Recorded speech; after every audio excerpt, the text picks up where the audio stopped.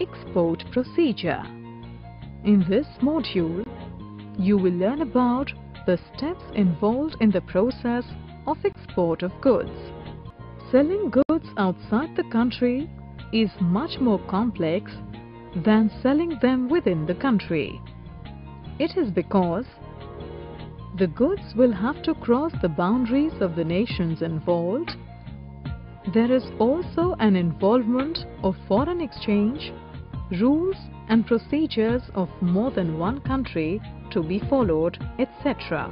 Receipt of inquiry and sending quotations. The exporter receives the inquiry from the prospective importer or purchaser directly or through advertisement in newspapers, etc. about the price, grade, quality, weight and other descriptions of goods. This inquiry is answered by the exporter by way of a quotation called the pro forma invoice. Receipt of order or indent. If the prospective importer is satisfied with the information contained in the pro forma invoice by the exporter, he places an order for his required products.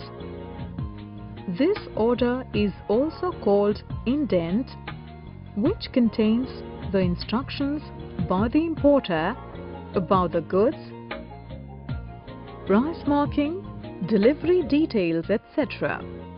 Assessing importer's credit worthiness. Once the indent is received by the exporter, he assesses the importer's credit worthiness to make sure that his payment will be met in time after the goods are dispatched to importer. Thus, he asks for a letter of credit from the importer. This letter of credit is issued by the importer's banker to honor guarantee of payment to exporter's bank. Obtaining pre-shipment finance.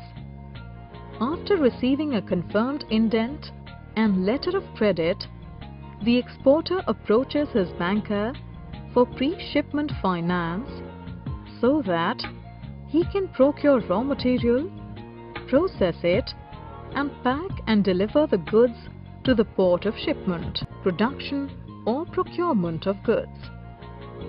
When the pre-shipment finance is obtained, the exporter either produces the required product himself or buys it from the market for his order. Pre-shipment inspection.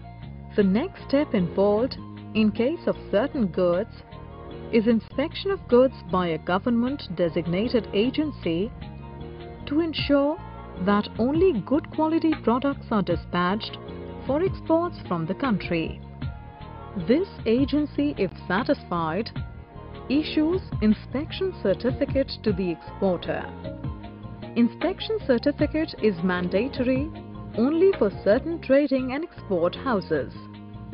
Excise clearance. The exporter has to take excise clearance from the Excise Commissioner. In most of the cases, the government exempts the exporter from paying excise duty, or if paid, it is refunded later on.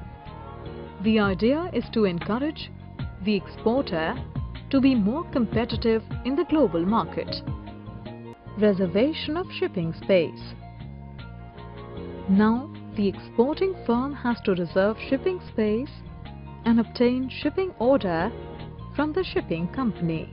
Packing and forwarding. Goods are then properly packed and transported to the port with necessary details about the name and address of the importer, weight of goods, port of shipment, country of origin, etc. on them. On loading the goods, the exporter gets a receipt which represents the title of goods, and this has to be presented before taking delivery of the goods from the port of shipment. For this, the exporter endorses the receipt in favor of his agent to take the delivery of goods. Insurance of goods. Goods are then insured with an insurance company to protect them against any loss or damage due to perils of the sea. Customs clearance. Before loading the goods, clearance from the customs authorities is necessary.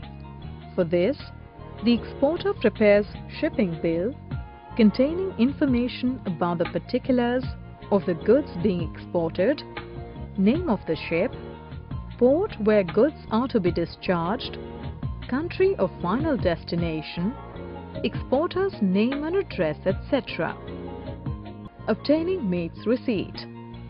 When the cargo is loaded on board, the commanding officer of the ship issues a mate's receipt to the port superintendent. Mate's receipt contains information about the name of the ship, berth, date of shipment, description of packages, condition of the cargo at the time of receipt on board, etc.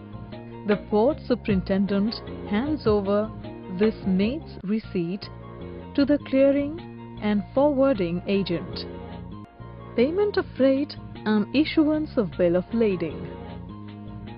On the basis of mate's receipt submitted by clearing and forwarding agent to the shipping company, freight is computed by the shipping company.